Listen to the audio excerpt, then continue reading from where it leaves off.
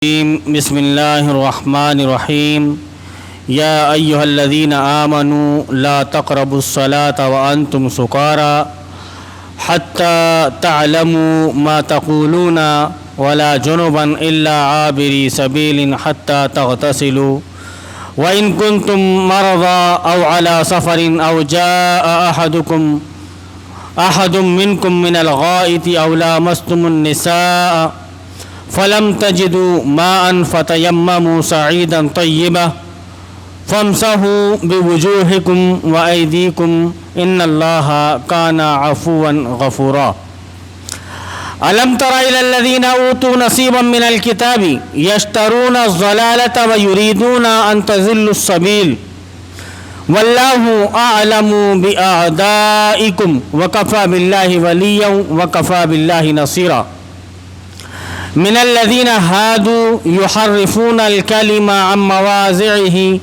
ويقولون سمعنا وعصينا واسمع غير مسمع وراعنا ليا بألسنتهم وطعنا في الدين ولو أنهم قالوا سمعنا وأطعنا واسمع وانظرنا لكان خيرا لهم وأقوم ولكن لعنهم الله بكفرهم فلا يؤمنون إلا قليلا يا أيها الذين أوتوا الكتاب آمنوا بما نزلنا مصدقا لما معكم من قبل أن نطمس وجوها فنردها على أدبارها أو نلعنهم كما لعنا أصحاب السبت وكان أمر الله مفعولا إن الله لا يغفر أن يشرك به ويغفر ما دون ذلك لمن يشاء ومن يشرك بالله فقد افترى إثما عظيما ألم تر إلى الذين يزكون أنفسهم بل الله يزكي من يشاء ولا يظلمون فتيلا انظر كيف يفترون على الله الكذب وكفى به اسما مبینا صدق اللہ العظیم۔ معزز سامعین، یہ سورہ نساء کا 7واں رکوع ہے، 7واں۔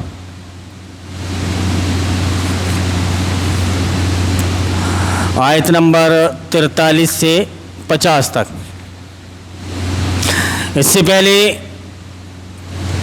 جو کل کے درس میں ہم نے سنا وہ 6ویں رکوع کا دوسرا حصہ تھا، مطلب 6واں رکوع جو ہے وہ 2 حصوں میں اس کا درس ہوا، اور آج کے درس میں یہ 7واں رکوع پورا مکمل ہے۔ اللہ رب العالمین بیان فرما رہا ہے کہ یا ایھا الذین آمنوا لا تقربوا الصلاۃ وانتم سکارى، کہ اے لوگوں جو ایمان لائے ہوں، جب تم نشے کی حالت میں ہو تو نماز کے قریب نہ جاؤ۔ نشے کی حالت میں ہو تو نماز کے قریب نہ جاؤ۔ نماز اس وقت پڑھنی چاہیے جب تم جانو کہ کیا کہہ رہے ہو، کچھ معلوم بھی تو ہو کہ کیا پڑھ رہے ہو۔ نشے کی حالت میں ہو، کیا پڑھ رہے ہو کیا نہیں پڑھ رہے ہو اس کا کچھ تمہیں احساس ہی نہیں، اسی لیے حکم دیا کہ جب تم نشے کی حالت میں ہو تو نماز کے قریب نہ جاؤ۔ یہ شراب کے سلسلے میں دوسرا حکم ہے، شراب کے سلسلے میں یہ دوسرا حکم ہے۔ اس سے پہلے جو حکم نازل ہوا تھا وہ سورہ بقرہ کی آیت نمبر 219 میں اللہ رب العالمین نے بیان فرمایا تھا کہ اسمہما اکبر من نفعہما۔ حافظ ابن کثیر رحمۃ اللہ علیہ لکھتے ہیں کہ حضرت عمر رضی اللہ تعالیٰ عنہ بڑے پریشان رہا کرتے تھے کہ یہ شراب کے بارے میں حرمت کیوں نہیں آ جاتی، شراب کے بارے میں حرمت کیوں نہیں آ جاتی۔ تو پہلی مرتبہ وہ آیت نازل ہوئی کہ اس میں نفع کم اور نقصان زیادہ ہے، تو کچھ جو زیرک قسم کے صحابہ اکرام تھے وہ اس سے بچ گئے۔ دوسرا حکم یہ نازل ہوا، دوسرا اس کا حصہ کہہ لیجیے آپ، پہلے حصے میں تو وہ نازل ہوا کہ اس میں نفع کم اور نقصان زیادہ ہے، پھر یہاں پر اللہ رب العالمین نے بیان فرما دیا کہ تم نماز کے قریب نہ جاؤ جب کہ تم نشے کی حالت میں ہو۔ حافظ ابن کثیر رحمۃ اللہ علیہ ذکر کرتے ہیں کہ کسی صحابی کے ہاں دعوت کا اہتمام ہوا، لوگ دعوت میں گئے، خوب کھایا، خوب پیا، خوب کھایا، خوب پیا، اب نماز کا وقت آ گیا، نماز کے لیے کھڑے ہوئے۔ اب ایک صحابی نماز پڑھانے کے لیے آگے بڑھے تو وہ پڑھنے لگے، قل یا ایھا الکافرون اعبد ما تعبدون انتم عابدون ما اعبد وانا عابد ما عبدتم وانتم عابدون ما اعبد لکم دینکم ولی دین۔ پورا مطلب ہی بدل گیا، لا کو گویا انہوں نے حذف کر دیا نشے کی حالت میں کہ جن کی تم عبادت کرتے ہو میں اس کی عبادت کرتا ہوں، جس کی تم عبادت کرتے ہو اس کی ہم بھی عبادت کرتے ہیں، سب خلط ملط کر دیا۔ جبکہ قرآن میں اللہ رب العالمین کیا بیان فرماتا ہے کہ جن کی تم عبادت کرتے ہو ہم ان کی عبادت نہیں کرتے، اور ایسا ہو ہی نہیں سکتا کہ جن کی تم عبادت کرو ہم ان کی عبادت کریں، بالکل معنی مفہوم بدل گیا۔ تو اللہ رب العالمین نے یہ آیت نازل فرمائی کہ تم نشے کی حالت میں ہو تو نماز کے قریب نہ جاؤ، نماز تمہیں اس وقت پڑھنی چاہیے جب تم جانو کہ کیا کہہ رہے ہو، کیا پڑھ رہے ہو، تم کو معلوم ہونا چاہیے۔ یہ دوسرا مرحلہ تھا۔ پھر تیسرے مرحلے میں جب اللہ رب العالمین نے شراب کو حرام قرار دے دی تو عمر رضی اللہ تعالیٰ عنہ بڑے خوش ہوئے اور صحابہ اکرام رضوان اللہ علیہم اجمعین نے شراب کو چھوڑ دیا، شراب کو چھوڑ دیا۔ تو وہی اللہ رب العالمین یہاں پر بیان فرما رہا ہے کہ تم نماز تم کو اس وقت پڑھنی چاہیے جب تم جانو کہ کیا کہہ رہے ہو۔ اسی لیے یہ شراب، اس کا جو عربی لفظ آتا ہے اس کے لیے آتا ہے خمر، خمر، اور غالباً مسلم شریف کی حدیث میں کہ الخمر ما خامر العقل، کہ شراب وہ ہے، خمر وہ ہے جو عقل میں پردہ ڈال دے۔ عقل میں پردہ ڈل گیا، اب کوئی احساس نہیں، کچھ معلوم نہیں کہ آدمی کیا بول رہا ہے کیا نہیں بول رہا ہے، کچھ احساس نہیں۔ جب ہم کسی کو دیکھتے ہیں تو ہم اپنی زبان میں بولتے ہیں کہ جب اس کی کچھ بات سمجھ میں نہیں آتی، آل فال بکنے لگتا ہے تو اما چڑھا لیے ہو کیا، ہم پی لیے ہو کیا، کچھ آدمی اپنی زبان میں بولتا ہے۔ اس کا مطلب کیا ہوتا ہے کہ آدمی نے جب پی لیا ہوتا ہے تو وہ کیا بول رہا ہے اس کو اس کا احساس نہیں ہوتا ہے۔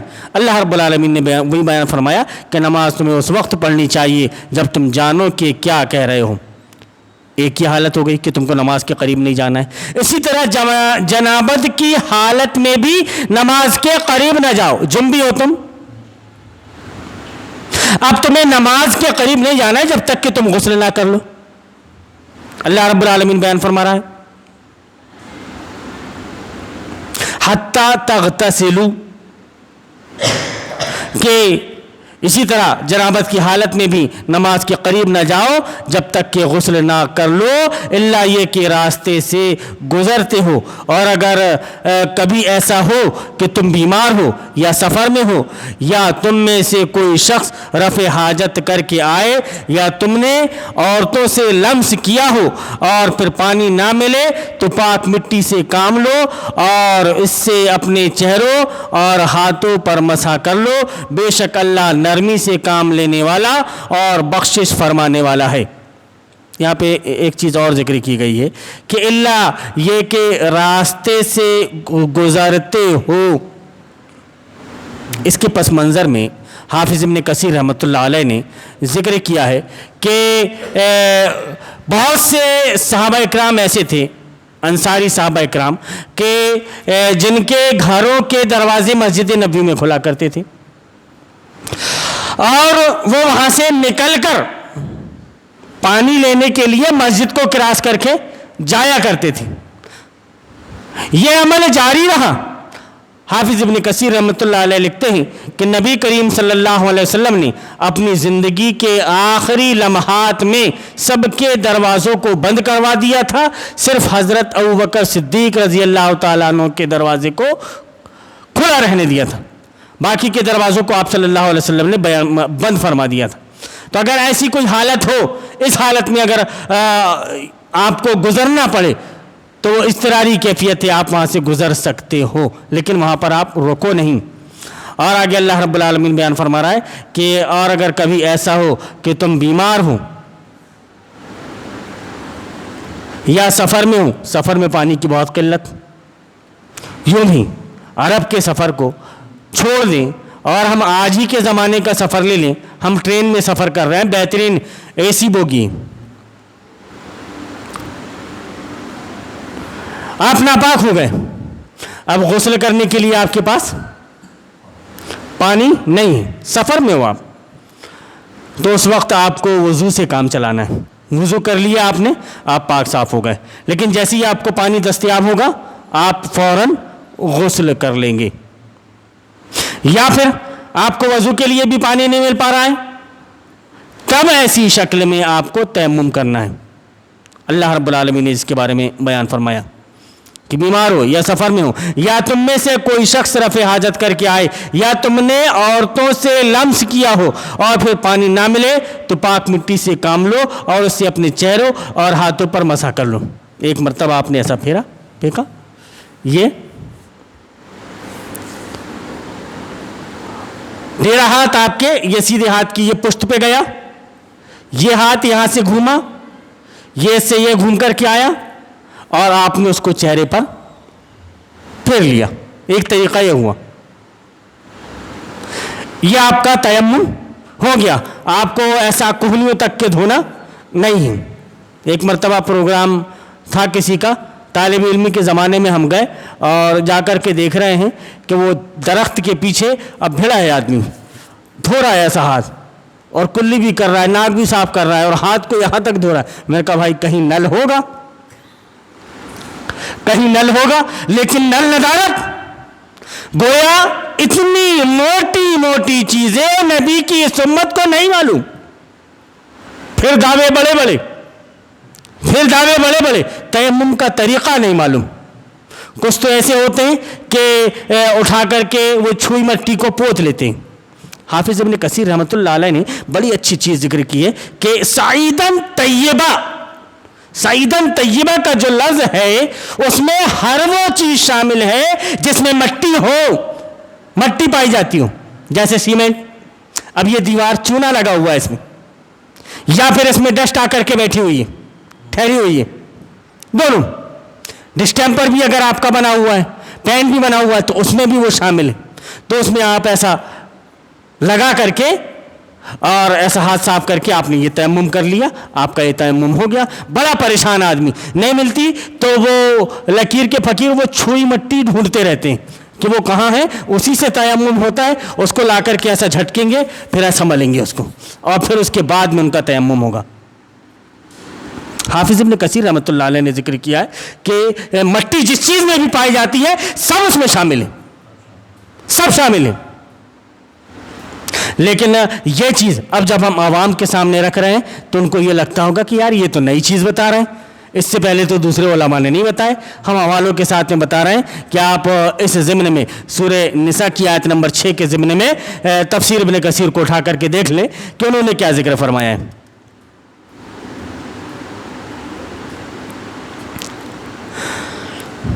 یا تم نے عورتوں سے لمس کیا ہو، یہ آتا ہے کہ عورت کو چھو کر آیا آدمی تو اس کا غسل اس کا وضو غسل اس کا خراب ہو گیا، اب اس کو غسل کرنا ہے، پھر اس کے بعد میں وہ نماز کی طرف آ سکتا ہے. تو لمس سے مراد یہاں پر صرف چھونا نہیں، چھونا نہیں، یہاں سے تعلق ظن و شو، میاں بیوی کے جو تعلقات قائم ہوتے ہیں وہ مراد ہیں. اس کی تشریح میں قرآن کی آیت کی تشریح قرآن کی آیت سے ہوتی ہے. حافظ ابن کثیر رحمۃ اللہ، کبھی ایسا بھی ہوتا ہے کہ قرآن کی آیت کی تشریح قرآن کی آیت سے ہوتی ہے. حافظ ابن کثیر رحمۃ اللہ علیہ نے سورہ بقرہ کی ایک آیت کو ذکر کیا ہے کہ سورہ بقرہ کی آیت نمبر 237 کہ وَإِن طَلَّقْتُمُوهُنَّ مِن قَبْلِ أَن تَمَسُّوهُنَّ، کہ اگر تم نے طلاق دے دیا ان کو چھونے سے پہلے، مطلب ان سے مجامعات سے پہلے اگر تم نے ان کو طلاق دے دیا، تو یہاں پر اس سے مراد کیا ہے؟ لمس کا معنی یہاں پر یہ طے ہو گیا کہ لمس سے مراد یہ ہے کہ تعلق ظن و شو اگر قائم ہوا ہے تو ایسی صورت میں آپ کو غسل کرنا ہے، اور پھر پانی نہ ملے تو پاک مٹی سے کام لو اور اس سے اپنے چہروں اور ہاتھوں پر مسح کر لو. بے شک اللہ نرمی سے کام لینے والا اور بخشش فرمانے والا ہے. تو اللہ رب العالمین نرمی سے کام لیتا ہے، آپ کی بخشش فرمائے گا. وہ آپ کے حالات کو دیکھ رہا ہے کہ آپ کن حالات سے گزر رہے ہوں. اللہ رب العالمین آگے بیان فرماتا ہے کہ تم نے ان لوگوں کو بھی دیکھا جنہیں کتاب کے علم کا کچھ حصہ دیا گیا، یہ اشارہ یہود و نصارہ کی طرف، کہ وہ خود ضلالت کے خریدار بنے ہوئے ہیں اور وہ چاہتے ہیں کہ تم بھی راہ گم کر دو. وہ تو بھٹک گئے ہیں لیکن وہ چاہتے یہ ہے کہ تم بھی راہ سے بھٹک جاؤ. اللہ تمہارے دشمنوں کو خوب جانتا ہے، اللہ بہت اچھی طرح سے جانتا ہے. نبی کریم صلی اللہ علیہ وسلم کا جو فرمان تھا، آپ صلی اللہ علیہ وسلم نے جو بیان فرمایا کہ اولئک قد اضلوا وضلوا، کہ وہ خود گمراہ ہوئے اور لوگوں کو انہوں نے گمراہ کر دیا. نبی کریم صلی اللہ علیہ وسلم کا ایک اور فرمان کہ آپ صلی اللہ علیہ وسلم نے بیان فرمایا کہ تم یہود و نصارہ کی روش اختیار کر لو گے، اگر وہ کسی گوہ کے بل میں گھس گئے تو تم بھی وہاں پر گھس جاؤ گے. اسی لیے نبی کریم صلی اللہ علیہ وسلم نے بیان فرمایا کہ ہلاک امتی فی الکتاب واللبن. علامہ ناصر الدین البانی رحمۃ اللہ علیہ نے سلسلۃ الاحادیث صحیحہ کے اندر یہ حدیث ذکر کی ہے کہ میری امت کی ہلاکت کتاب اور دودھ میں ہے. صحابہ کرام نے پوچھا یہ کتاب سے مراد کیا ہے، کتاب اور دودھ سے مراد کیا ہے؟ آپ صلی اللہ علیہ وسلم نے بیان فرمایا کہ یہ قرآن کی تعلیم تو حاصل کریں گے لیکن اس کی تعویلیں پیش کریں گے، تعویلیں پیش کریں گے. ٹھیک یہی حال ان لوگوں کا تھا. وہ لوگ کیا کرتے تھے کہ خود ضلالت کے خریدار بنے ہوئے ہیں اور چاہتے ہیں کہ تم بھی راہ گم کر دو. اللہ تمہارے دشمنوں کو خوب جانتا ہے اور تمہاری حمایت و مددگاری کے لیے اللہ ہی کافی ہے. جو لوگ یہودی بن گئے ہیں ان میں سے کچھ لوگ ہیں جو الفاظ کو ان کے محل سے پھیر دیتے ہیں، بدل دیتے ہیں، تھوڑی زبان ٹیڑھی کر کے الفاظ کی ادائیگی کی مطلب کچھ اور نکل گیا، تعویلیں کر دیتے ہیں. صرف ایک چیز نہیں، کئی طرح کی چیزیں ان کے ساتھ خاص تھیں. حافظ ابن کثیر رحمۃ اللہ علیہ کہتے ہیں کہ وہ تعویلیں پیش کرنے لگتے تھے. اسی وجہ سے انہوں نے بدل دیا تھا جو کتاب نازل ہوئی تھی، تورات، انجیل جو نازل ہوئی تھی، تو ان کو انہوں نے اپنی طرف سے کچھ الفاظ ڈال کر ان کو بدل دیا تھا، اور کچھ جگہ انہوں نے بدل نہیں پایا تھا، تحریف کر دی تھی، انہوں نے بدل دیا تھا ان کو. تو وہ یہی چاہتے تھے کہ وہی حال تمہارا بھی ہو. تو نبی کی امت کا بھی وہی حال ہو گیا. اب آپ دیکھو گے کہ تعویلیں کرنے والے ایک سے ایک آپ کو ملیں گے. وہ قرآن کی تعویلیں پیش کریں گے لیکن آپ کو سمجھ میں نہیں آئے گا کہ وہ قرآن کی تعویلیں پیش کر رہے ہیں. تو یہ جو روش ہے یہ یہود و نصارہ کی روش ہے. یہود و نصارہ اس راستے پر چلتے تھے، آج نبی کی امت بھی اس راستے پر چل پڑی ہے. اللہ رب العالمین بیان فرما رہا ہے کہ جو لوگ یہودی بن گئے ہیں ان میں کچھ لوگ ایسے ہیں، ان میں کچھ لوگ ہیں جو الفاظ کو ان کے محل سے پھیر دیتے ہیں اور دین حق کے خلاف نیش زنی کرنے کے لیے اپنی زبانوں کو توڑ موڑ کر کہتے ہیں سمعنا وعصینا اور اسما غیر مسمعین اور رائنن، حالانکہ اگر وہ کہتے کہ سمعنا و اطعنا اور اسما اور انظرنا تو یہ انہی کے لیے بہتر ہوتا اور زیادہ راست بازی کا طریقہ تھا۔ کیوں کہ اگر وہ سن لیتے اور کہتے کہ ہم سن لیا، اب ہم سنبھل گئے، جو کچھ اللہ کا فرمان آ گیا اب ہم اس کی اطاعت کریں گے، ہم اس پر عمل کریں گے، اگر وہ یہ کہتے تو وہ یہ سیدھا راستہ تھا، ان کو صحیح راستہ مل جاتا اور وہ گمراہ ہونے سے بچ جاتے، مگر ان پر تو باطل پرستی کی بدولت اللہ کی پھٹکار پڑی ہوئی ہے۔ انہوں نے باطل کے راستے کو اپنایا، انہوں نے غلط طریقہ اپنایا، انہوں نے غلط راستہ اپنایا، اور حق جو نبی لے کر آئے تھے اس حق کو انہوں نے بدل کر لوگوں کے سامنے پیش کرنے کی کوشش کی اور پیش کرتے رہے، لوگ ان کے بہکاوے میں آتے بھی رہے، تو اللہ رب العالمین کی پھٹکار ان پر پڑی اور وہ ذلیل اور رسوا ہو گئے۔ اللہ رب العالمین اس لیے فرماتا ہے کہ اسی لیے وہ کم ہی ایمان لاتے ہیں۔ آپ دیکھو گے کہ یہود و نصارہ بہت کم ایمان لاتے ہیں۔ ان کے جو بڑے بڑے علماء تھے، جن میں عبداللہ ابن سلام کا نام تھا، انہوں نے کہا کہ میرے اسلام کے اظہار سے پہلے آپ ان سے پوچھ لیجئے کہ میں کیسا آدمی ہوں۔ بڑی تعریفیں کی، لیکن جیسے ہی وہ کلمہ پڑھتے ہوئے نکلے تو بس لگے لان تان کرنے کہ اس کے جیسا برا آدمی نہیں، اس کے جیسے گھٹیا آدمی نہیں، اس کے جیسا کم علم آدمی نہیں، سارے جتنی بھی برائیاں ہوتی تھیں وہ ساری برائیاں لا کر کے ان کے اوپر تھوپ دی۔ وجہ کیا تھی کہ انہوں نے دین اسلام کو قبول کر لیا تھا، راہ راست پر آ گئے تھے، اسی وجہ سے یہ چیز ان کو پسند نہیں تھی کہ کوئی راہ راست پر آ جائے، اسلام کو قبول کر لے۔ آگے اللہ رب العالمین فرماتا ہے کہ اے وہ لوگوں جنہیں کتاب دی گئی، مان لو اس کتاب کو جو ہم نے اب نازل کی ہے، اور جو اس کتاب کی تصدیق و تائید کرتی ہے جو تمہارے پاس پہلے سے موجود ہے۔ یہاں پر مخاطب کون ہے؟ یہود و نصارہ، کہ تمہارے پاس پہلے سے ایک کتاب موجود ہے، تم پہلے سے کہا کرتے تھے کہ ہمارا ایک نبی آنے والا ہے، آنے دو، ہم دیکھ لیں گے۔ اس کے بارے میں تم کہا کرتے تھے کہ نبی آنے والا ہے، اس کی خوشخبریاں دیا کرتے تھے کہ ایک آخری نبی آنے والا ہے، لیکن اب وہ نبی آ گیا اور اس نے تمہارے سامنے یہ ساری چیزیں پیش کی تو تم اسی کی مخالفت میں اتر گئے۔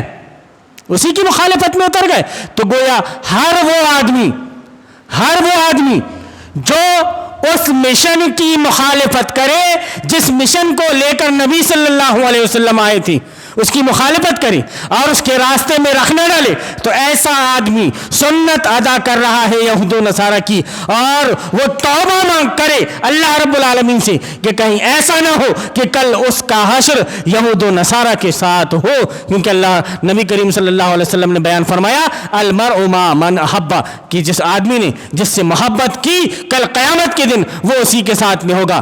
محبت کی کا مطلب کیا؟ جس نے جس کے قانون کو، جس نے جس کے سسٹم کو، جس نے جس کے طریقہ کار کو دل سے لگایا، تسلیم کیا، اللہ کے قانون کو، اس کے نظام کو پسے پشت ڈال دیا، اور جو اس نظام کی بات کرتے رہے، اس نظام کو جو لوگوں کے سامنے واضح کرتے رہے، ان کے لیے ان کے راستے میں کانٹے بچھاتے رہے، تو ایسے آدمی کا شمار کانٹے بچھانے والوں میں ہوگا یا پھر کانٹے الگ کر کے ان کا ساتھ دینے والوں میں ہوگا۔ اسی لیے آدمی سمجھ جائے اور کوشش کرے کہ پلٹ آئے کتاب اللہ کی طرف، سنت رسول اللہ کی طرف۔ اگر عمل نہیں ہو سک رہا ہے تو بولے کہ ہم سے عمل نہیں ہو سک رہا ہے، کوشش کرے عمل کرنے کی، ممکن ہے کہ اللہ رب العالمین اس کو ہدایت دے گا اور راہ راست پر اس کو لے آئے گا۔ تو اے وہ لوگوں جنہیں کتاب دی گئی تھی، مان لو اس کتاب کو جو ہم نے اب نازل کی ہے، اور جو اس کتاب کی تصدیق و تائید کرتی ہے جو تمہارے پاس پہلے سے موجود تھی، اس پر ایمان لے آؤ قبل اس کے کہ ہم چہرے بگاڑ کر پیچھے پھیر دیں یا ان کو اسی طرح لعنت زدہ کر دیں جس طرح سبت والوں کے ساتھ ہم نے کیا تھا۔ ہوشیاری بتائی تھی اللہ رب العالمین سبت والوں کا، یعنی سنیچر والوں کا ذکر کر کے، کہ انہوں نے کہا کہ بھائی ایک دن پہلے جال لگا دو، ہم نے تو سنیچر کے دن شکار نہیں کیا، وہ تو جمعے کے دن ہم جال لگائے تھے۔ शनिचर के दिन हमने जाल नहीं लगाया और जाकर हमें इतवार यानी संडे के दिन उसको लेकर आ रहे हैं। तो होशियारी अल्लाह से, तो अल्लाह रब्बुल आलमीन कह रहा है कि देखो जैसा हमने उनका अजर किया था, तो जो भी होशियारी बताएगा तो होशियारी बताने वालों का वही हश्र होगा जो उनका हश्र हुआ था। तो अल्लाह रब्बुल आलमीन बार बार तंबीह कर रहा है कि देखो होशियारी बताने से बाज आ जाओ। अगर तुम होशियारी बताने से बाज आ गए तो अल्लाह रब्बुल आलमीन तुमको माफ़ कर देगा, लेकिन अगर तुम होशियारी बताने से बाज नहीं आए तो फिर खैरियत मनाओ, अल्लाह ने जब तक ढील दी है, लेकिन जिस दिन अल्लाह रब्बुल आलमीन अपनी रस्सी को मजबूत खींचेगा, टाइट करेगा, उस वक्त तुम्हें भागते रास्ता नज़र नहीं आएगा। सब्त वालों के साथ हमने किया था। और याद रखो कि अल्लाह का हुक्म नाफिज होकर रहता है, ये किसी के चाहने और ना चाहने से नहीं होता। अल्लाह का हुक्म है, ये नाफिज होकर रहता है। बस इसमें बंदों की कुछ आजमाइशें हैं कि मेरा बंदा किस हद तक के इसमें कामयाब होता है और किस हद तक के नाकाम। अल्लाह बस शिर्क ही को माफ़ नहीं करता, उसके माँ सिवा दूसरे जिस कदर गुनाह है वो जिसके लिए चाहता है माफ़ कर देता है। क्यों? कि अब ये चीज़ों को अल्लाह रब्बुल आलमीन ने जिक्र की कि याद रखो कि अल्लाह का हुक्म नाफिज होकर रहता है। अल्लाह का हुक्म, अल्लाह का कानून ये नाफिज होकर रहता है। फिर उसके बाद में अल्लाह रब्बुल आलमीन इस आयत को जिक्र कर रहा है कि अल्लाह बस शिर्क ही को माफ़ नहीं करता। तो जोड़ो पहली आयत से कि अल्लाह के हुक्म को छोड़कर, अल्लाह के कानून को छोड़कर अगर आपने किसी दूसरे के कानून को मान लिया, तस्लीम कर लिया, तो आपने शिर्क किया। अल्लाह रब्बुल आलमीन बयान फरमाता है कि अल्लाह बस शिर्क ही को माफ़ नहीं करता, उसके माँ सिवा दूसरे जिस कदर गुनाह हैं वो जिसके लिए चाहता है माफ़ कर देता है। अल्लाह के साथ जिसने किसी और को शरीक ठहराया उसने तो बहुत ही बड़ा झूठ तसनीफ़ किया और बड़े सख्त गुनाह की बात की। अब ऐसा गुनाह है कि अल्लाह रब्बुल आलमीन उसको माफ़ नहीं फरमाएगा। तुमने उन लोगों को भी देखा जो बहुत अपनी पाकीज़गी नफ्स का दम भरते हैं, बड़े पाकबाज बनते हैं, बड़े तकवा बघारते हैं कि हमसे ज़्यादा मुत्तकी कोई नहीं, हमसे ज़्यादा परहेजगार कोई नहीं, बड़े तकवा बघारते हैं। आप अल्लाह रब्बुल आलमीन फरमाता है कि तुमने उन लोगों को भी देखा, हालांकि पाकीज़गी तो अल्लाह ही जिसे चाहता है अता करता है। अल्लाह जिसे चाहता है उसे पाकीज़गी देता है। तुम अपने आप को पाकीज़ा मत दिखाओ, तुम्हारे सारे के सारे अमाल रायगा और बर्बाद चले जाएंगे। तो अल्लाह जिसे चाहता है अता करता है, और उन्हें जो पाकीज़गी नहीं मिलती तो दर हकीकत उन पर ज़र्रा बराबर भी जुल्म नहीं किया जाता। अगर उनको पाकीज़गी नहीं मिली तो अल्लाह उनके ऊपर जुल्म नहीं कर रहा है, बंदा उस काबिल था ही नहीं, बंदा उस काबिल था ही नहीं कि उसको वो चीज़ दी जाती। IAS IPS का इम्तिहान कई लोग देते हैं, लेकिन नौकरी चंद को मिलती है। तो जो उस काबिल थे उनको नौकरी मिल गई, और जो उस काबिल नहीं थे उनको वो नौकरी नहीं मिली।